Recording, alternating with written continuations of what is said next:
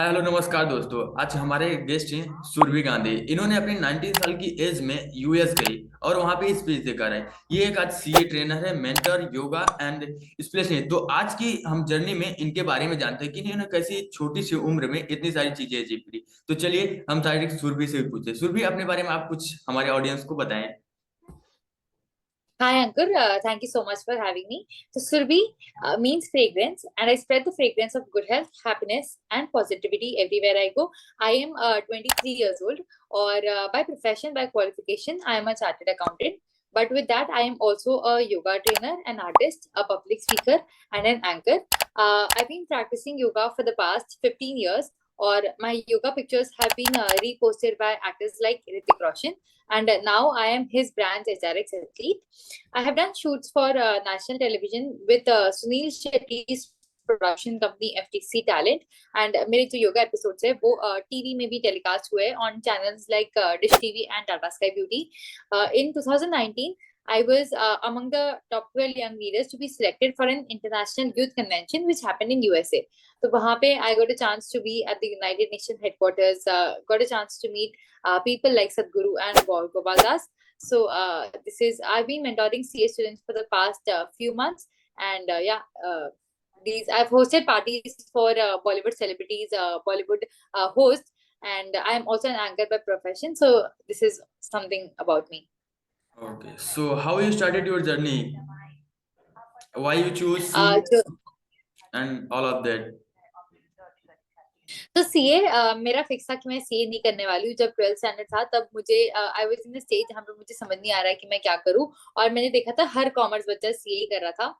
तो एक चीज मैं श्योर थी कि मैं सीए कभी नहीं करूंगी. बट मैंने 3 4 career options, finance, law, fashion designing, ये सारे करियर ऑप्शंस एक्सप्लोर किए थे. I wanted to become a fashion designer, singer, वो भी एक था मुझे करना था. बट फिर घूम फिर के अपन भी सीए में आ गए. और जब सीपीटी हमारे टाइम पे जब सीपीटी होता था तब मैंने सीपीटी का रजिस्ट्रेशन का जब लास्ट डे था तब अपने आप को सीपीटी के लिए रजिस्टर किया. तो सीपीटी मेरा फर्स्ट अटेम्प्ट में निकल गया. सीए में फिर 3 लेवल्स होते हैं. एक होता है सीए फाउंडेशन, एक होता है सीए इंटर, और एक होता है सीए फाइनल. तो सीपीटी फर्स्ट लेवल मेरा फर्स्ट अटेम्प्ट में हो गया था. फिर आया सीए इंटर. तो सीए इंटर मैंने 50-50 माइंड से दिया था. मैं श्योर नहीं थी कि मैं करूँ कि नहीं करूँ. तो सीए इंटर में फर्स्ट अटेम्प्ट में मेरा नहीं हुआ. उसके बाद मैंने कहा that it was the first time that I failed. तो उस टाइम ऐसा था कि अब मैं कर रही हूँ तो पूरा 100% देना है, और नहीं तो फिर पूरा छोड़ देना है. तो 50-50 माइंडसेट से जो था वो मैंने साइड में रखे. अब मैंने पूरा अपना 100% दिया. और सेकंड अटेम्प्ट में मैंने इंटर का जो सेकंड लेवल होता है वो क्लियर कर दिया. अब फिर हमारे सी में आर्टिकलशिप होती है. सो this is basically an internship जहाँ पे आपको प्रैक्टिकल एक्सपीरियंस मिलता है. तो वो मैंने की थी मजार से, अच्छा। Which is one of the top 10. हाँ। उसके बाद उसके बाद आता है सीए फाइनल. तो सीए फाइनल में ऐसा था कि सिंस मैंने कहा था कि मेरा सीए इंटर फर्स्ट अटेम्प्ट में नहीं हुआ, तो ऐसा था कि फाइनल के लिए बहुत मेहनत करनी है और फर्स्ट अटेम्प्ट में क्लियर करना है. तो मैंने सारी स्ट्रेटेजीज रेडी कर दी थी, सब कुछ रेडी था, प्लान रेडी था, कब रिविजन कब खत्म करने कब, वो सब रेडी था. उसके बाद भी इतनी पढ़ाई की, उसके बाद भी मेरा क्लियर नहीं हुआ. तो फिर मैंने देखा कि वापस सीए फाइनल का वापस, this was the last stage CA बनने का, this was the last exam. तो मैंने कहा कि वापस से पढ़ाई की, और जो भी गलतियां मैंने पहले एग्जाम में की थी जिसमें मैं बहुत डर गई थी जब मैंने सीए का फर्स्ट अटेम्प्ट दिया था, तो अब इतना ध्यान रखा कि जो जो गलतियां मैंने की थी वो रिपीट नहीं करनी है. और जितना हो सके, मैं बहुत पैनिक में मैंने एग्जाम दे दिया था, तो जितना हो सके एकदम शांत माइंड से देना है. और फिर मेरा सीए सेकेंड अटेम्प्ट में सीए फाइनल सीए भी हो गया. ओके सो इट्स तो बीन ओनली 6 मंथ्स मेरा सीए हो गया. और कल ही इनफैक्ट दूसरे जो नेक्स्ट अटेम्प्ट था मेरे बाद वाले अटेम्प्ट का, उनका रिजल्ट आया. ओके, तो क्या एग्जाम रियली में टफ होता है? मतलब कई सारे लोगों बोलते हैं काफी टफ होता है एग्जाम। तो एग्जाम के पैटर्न के बारे में क्या था वो बताएंगी? See, CA is. I always tell this one thing to everyone कि CA is a game of mindset. अगर तुम माइंड को स्ट्रॉन्ग रखोगे, मेंटली स्ट्रॉन्ग रहोगे, तो CA is kind of easy. The thing is, CA में the most intelligent person does not become a CA, but the most disciplined person becomes a CA. तो exam difficult है, easy है, ये तो of course very subjective है. ये person to person depend करेगा कि आपकी पढ़ाई कैसी हुई है, आपकी तैयारी कैसी है. बट इतना याद रखो कि अगर सीए कर रहे हो ना तो मेंटली बहुत स्ट्रांग होना है. सेकेंड थिंग इज डिसिप्लिन बहुत चाहिए। Third thing is you need to be focused. ऐसा नहीं कि आप you need to sacrifice one thing. एक बार में एक ही चीज करो, ऐसा नहीं कि दोस्तों के साथ भी घूम रहे हो, सोशल मीडिया भी यूज कर रहे हो और फिर पढ़ाई भी करो, तो लटक जाओगे बेसिकली। तो एक टाइम पे सीए अगर एक शॉट में निकाल लेते हो मेहनत करके, जो सही टाइम पे सही चीज कर लेता है वो निकल जाता है। नहीं तो फिर बहुत अटेम्प्ट लगते रहते हैं और फिर बहुत टाइम चला जाता है। ओके। तो क्या सीए स्टूडेंट ओनली, मतलब जैसे आपने एक सीए होने के बाद भी आप योगा ट्रेनर भी हैं स्पेशली, उसके बाद लोगों को कोच भी करती हैं और एंकर भी हैं, पब्लिक स्पीकर भी हैं। ऐसा माना जाता है कि जैसे मतलब जो सीए स्टूडेंट होते हैं वो ओनली पढ़ाई में अच्छे होते हैं, तो आपने कैसे मैनेज किया, क्या साथ में किया या फिर कैसे किया? ये क्वेश्चन मुझे पिछले महीनों में इतने सारे लोगों ने पूछा कि दूसरी सारी चीजें कैसे मैनेज की। नहीं, और ये मैं एक ही मतलब चीज। पूछना भी जरूरी है क्योंकि मतलब मैंने देखा आपके लिंक्डइन प्रोफाइल पे मतलब इतनी सारी चीजें और एकदम मतलब डिफरेंट एरिया के, तो ये पूछना मतलब जरूरी हो जाता है, कैसे किया आपने? तो देखो, एक टाइम पे द हैक इज कि एक टाइम पे एक ही चीज में अपना फोकस करो और उस चीज में अपना हार्ट एंड सोल दे दो। अगर पढ़ाई कर रहे हो तो सिर्फ पढ़ाई करो, एक्सरसाइज कर रहे हो योगा करो तो सिर्फ एक्सरसाइज करो योगा करो। द थिंग इज कि 10 चीजों को साथ में मिक्स मत करो। नाउ जब लोगों बड़े पर्सपेक्टिव से तो उनको लगता है कि बहुत सारी चीजें कर रही है ये लड़की। बट द थिंग इज एक टाइम पे एक ही चीज करती हूँ और उसमें अपना 100% देती हूँ। So make sure do the right things at the right time so that you will have time for everything.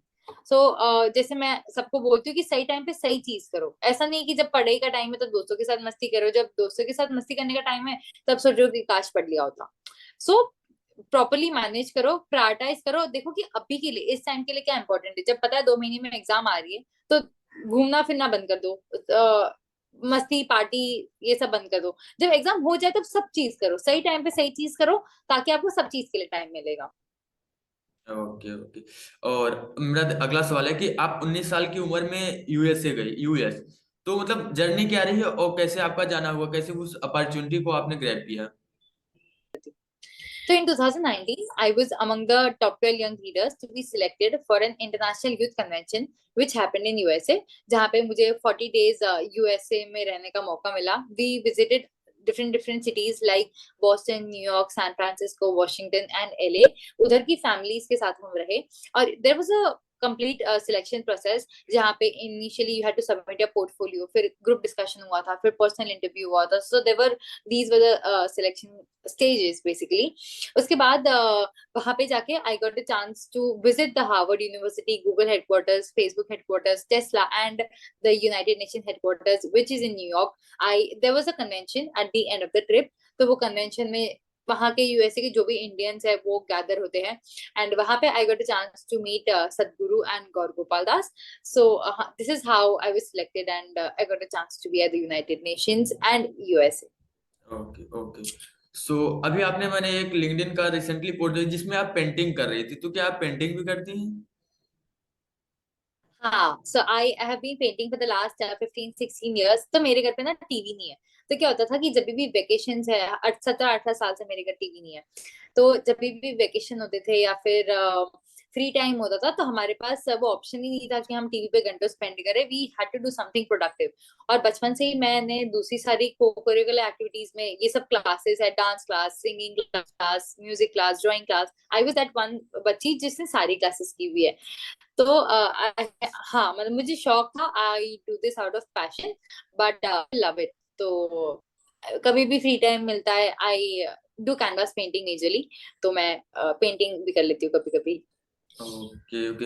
मतलब ऐसा हमारे साथ भी हुआ कि मैं भी क्लास में क्या होता था कि एक्स्ट्रा एक्टिविटी में ज्यादा पार्टिसिपेट करता था। जैसे हमारे मतलब स्कूल जो थे उसमें मतलब राइटिंग कॉम्पिटिशन्स होते थे और कई सारे ऐसी एक्स्ट्रा एक्टिविटी जिसमें मैं हमेशा करता, तो मतलब क्या है, रिलेटेबल हो जा रहा है थोड़ा आपसे। और करेक्ट। वैसे मैंने ग्लास पेंटिंग बहुत मुझे ज्यादा की है, ग्लास पेंटिंग। अच्छा, अरे वाह। हाँ, ग्लास तो मेरा क्या पेंटिंग। होता था ना कि मुझे ऐसा लगता है कि अगर लाइफ को तुम एक ही तरीके से जियोगे, से उठोगे, जॉब करोगे या फिर बहुत ज्यादा बोरिंग सी या मोनोटोनस हो जाएगी। Why do you want to restrict yourself to one particular thing? Explore new things. अभी तो एज भी है एक्सप्लोर करने की, दूसरी चीजें देखो कि किस में आपका इंटरेस्ट है, किस में मजा आ रहा है। So try out everything, learn new things every single day. तो मजा आएगा। हो जाएगा सही। रिसेंटली ऐसे ही मैंने भी अभी, मैं कविताएं लिखता हूँ एक्चुअली हिंदी में। अच्छा, अरे वाह। ओके। तो उसके बाद मैंने मतलब बीच में अभी 12th के बाद से जब मैंने बीसीए में एडमिशन ले लिया साल में, तो मतलब इसे कोडिंग और इधर की दुनिया में इतना खोश आ गया था कि मतलब लिखना बंद कर दिया। और उसके बाद एक दिन मेरी सर से बात हुई, तो एग्जैक्टली वही चीजें बोले जो आप अभी बोल रहे हैं कि एक ही चीज के पीछे मत भागो, अपने पैशन या फिर जो तुम्हारे वो मतलब बोलते हैं कि कोई चीजें तुम्हें बर्थ से मिल जाती हैं, तो मतलब ऐसा अच्छी थोड़ा बहुत अच्छी लिख लेता हूँ कविताएं मैं। तो सर ने मतलब मुझे थोड़ा मोटिवेट किया, तो अभी रिसेंटली मैंने उसे अमेजोन के डीबी पे पब्लिक की है अपनी कविताएं। अरे वाह। हाँ, तो उसके बाद तो मतलब ऑलवेज जितना हो सके ना, मैं आपको एक ही चीज बताऊंगी और एक ही चीज सजेस्ट करूंगी, जितना हो सके लोगों को देखने दो। अगर आप अच्छी कविता लिखते हो, put it up on social media, let people read it, सबको रीड करने दो। तभी पता चलेगा लोग। आज अगर मैं नहीं डालती तो मेरे में भले ही कितना भी टैलेंट हो, तो जब लोग देख ही नहीं रहे तो उनको पता कैसे चलता कि मैं क्या कर रही हूँ। चलेगा। So if you are a poet, put your poetries up on social media. अगर आप आर्टिस्ट हो, अपनी पेंटिंग्स डालो। खुद अपने आप को सेल्फ रिजेक्ट मत करो यार कि लोगों को अच्छी लगेगी नहीं। लेट पीपल डिसाइड इट, उनको देखने दो। तो आपको उनको पता चलेगा कि आप क्या करते हो। ओके। तो ऐसे कई सारे लोग होते हैं मतलब जो बोलने में मतलब काफी हेजिटेट करते हैं, पब्लिक स्पीकिंग या फिर जो भी हो उनका, तो आप कैसे मैनेज करते हो, या फिर जो नए स्टूडेंट आ रहे हैं उनको क्या हेल्प देना चाहिए? जैसे कोई होता है कि अपने मतलब उनके पास नॉलेज तो बहुत है, लेकिन हम्म। अपने एक्सप्रेस करने में उनको प्रॉब्लम होने लगती है, तो कैसे मैनेज करें? तो मेरे को ये बहुत क्वेश्चन आता है कि पब्लिक स्पीकिंग को कैसे इंप्रूव करें, तो मैं उनको हमेशा एक टिप देती हूँ, एंड दैट इज कि जितना हो सके लोगों से ज्यादा कम्युनिकेट करो। और कभी कभी भी स्मॉल अपॉर्चुनिटी जो है ना, छोटे से जाए तो छोटे स्टेज को मत मिस करो। It could be anything, family function हो गया, सोसाइटी में कोई फंक्शन हो गया, या फिर कोई छोटा मोटा इवेंट हो गया। ऑलवेज मेक श्योर कि ये छोटे छोटे अपॉर्चुनिटीज को ले। वहां गलतियां कर भी दोगे ना तो इतना लोग ध्यान में नहीं रखेंगे, बट आप वहां से सीख लोगे। So never miss small opportunities to speak on stage. Second thing is, जब भी हो अपने कंटेंट को अच्छे से प्रिपेयर करो और मिरर के सामने प्रैक्टिस करो। जब आप ये कर रहे हो तो ये विजुअलाइज करो कि आपके सामने एक ऑडियंस बैठी हुई है। तो क्या होगा ना, इससे जब आप एक्चुअल में जाओगे तो आप फेमिलियर हो जाओगे, मतलब इतना डर नहीं लगेगा। तो पहले अच्छे से प्रिपेयर करो मिरर के सामने। थर्ड थिंग इज, कभी भी जब स्टार्ट करो ना तो स्माइल से स्टार्ट करो। नहीं तो क्या होगा कि आप डर के स्मार्ट स्टार्ट करोगे तो जो आपकी पब्लिक है, आपकी जो ऑडियंस है, वो भी डर जाएगी कि वो अब अटक जाएगा, अब अटक जाएगा। कोई भी होता है तो समझ आ जाता है कि ये अटक जाएगा। सो खुद आप अपने आप को शांत रखो। देखो, कोई हर इंसान परफेक्ट नहीं होता, बट एटलीस्ट यूर ट्राइंग। और अगर ठीक है ना, ज्यादा से ज्यादा क्या होगा, ज्यादा से ज्यादा लोग हंसेंगे, आप अटक जाओगे, बट एटलीस्ट आपको ये रिग्रेट नहीं रहेगा कि काश मैंने ट्राई कर लिया होता, काश उस टाइम मौका था ले लिया होता। सो ज्यादा सोचो मत, think less and do more. तो ओ, स्टार्ट विद अ स्माइल, और जितना थोड़ा हो सके तो ह्यूमर ऐड करो ताकि सबको मजा आए। उनको ये फील कराओ कि आप अलग नहीं हो, आप भी उनमें से एक हो। तो क्या होता है, तो ऑडियंस के साथ कनेक्ट बिल्ड करना इजी हो जाता है। Okay okay. ये अभी आपने जो बोला मतलब र्यूमर बिल्ड करो, उनको मतलब इंगेजिंग बनाओ, जो भी अपना टॉक है ह्यूमर बिल्ड करो, मतलब थोड़ा सा हाँ, मेक इट फन, ज्यादा बोरिंग मत कर दो। नहीं तो आप ही बोरिंग हो गए तो सामने वाले वैसे भी फिर उनको भी इंटरेस्ट नहीं आएगा। सो मेक श्योर कि वो फोन की स्क्रीन ना देखे, और आप ऐसा कुछ करो कि थोड़ा एक्साइटिंग रखो अपने सेशन को या सेमिनार को, या जो भी आप बोल रहे हो उसको। Okay okay.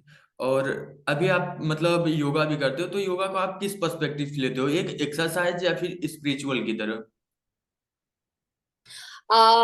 Exercise of course, ये थोड़ी मन की शांति के लिए मैं लेती हूँ, क्योंकि फर्स्ट थिंग मैं योगा सिखाती हूँ।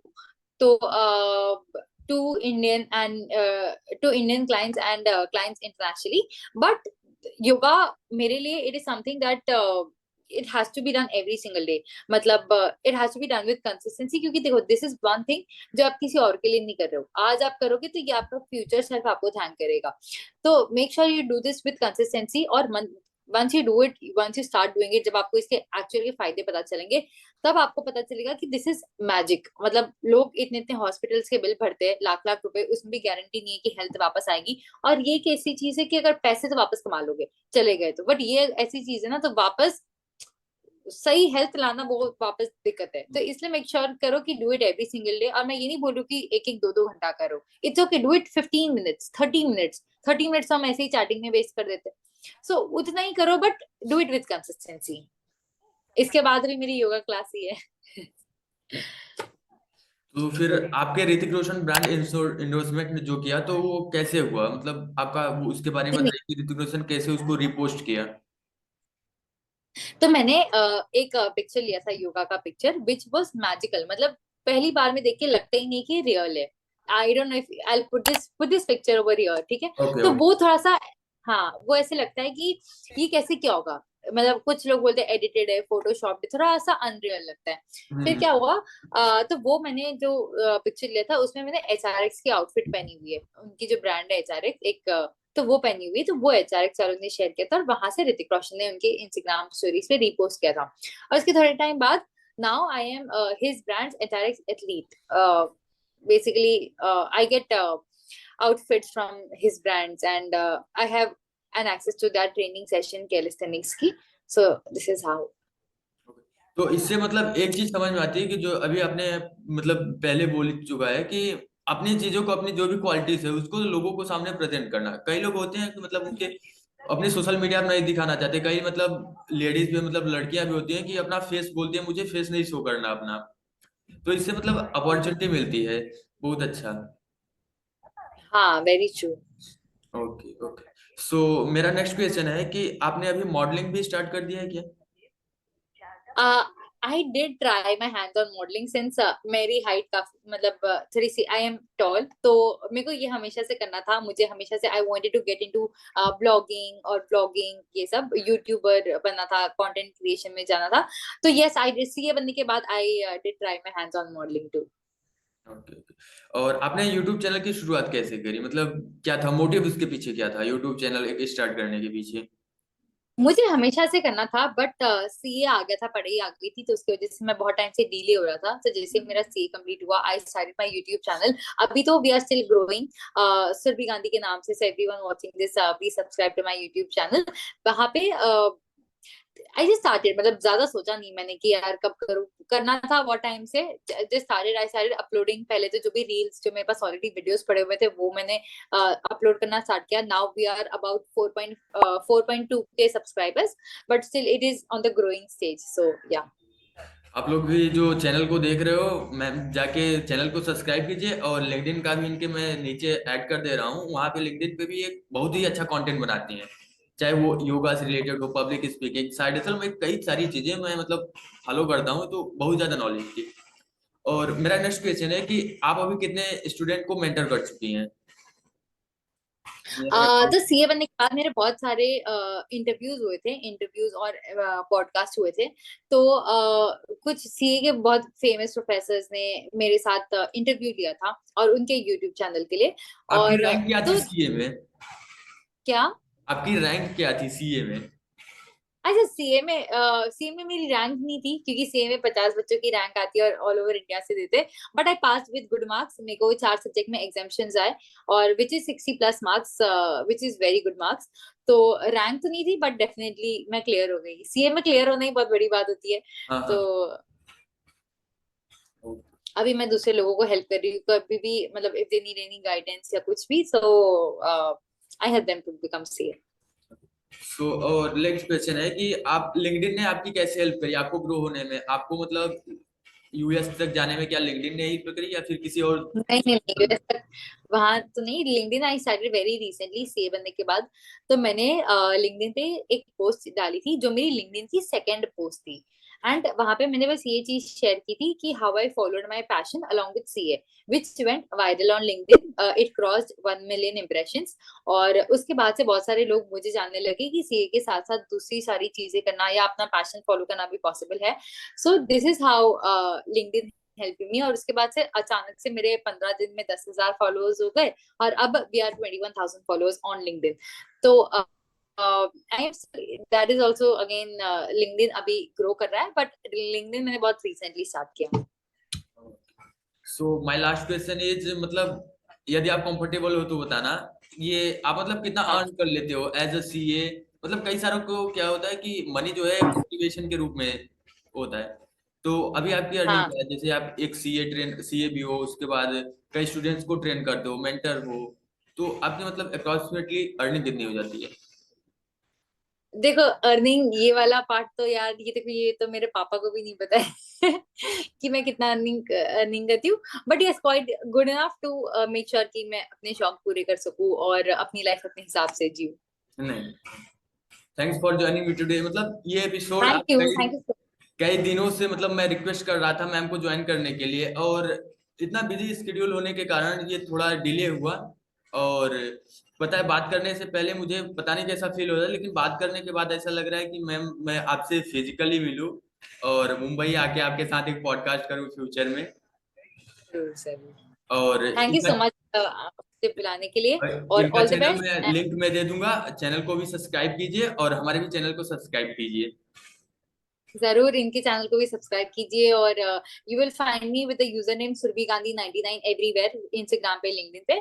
सो do follow both of us, and all the best. Keep thank smiling, drink enough water, sleep well, and all the best. आप जो भी करो बहुत बहुत आगे जाओ। All the best. Thank thank you. You this is thank you Surabhi thank Gandhi. You thank thank you.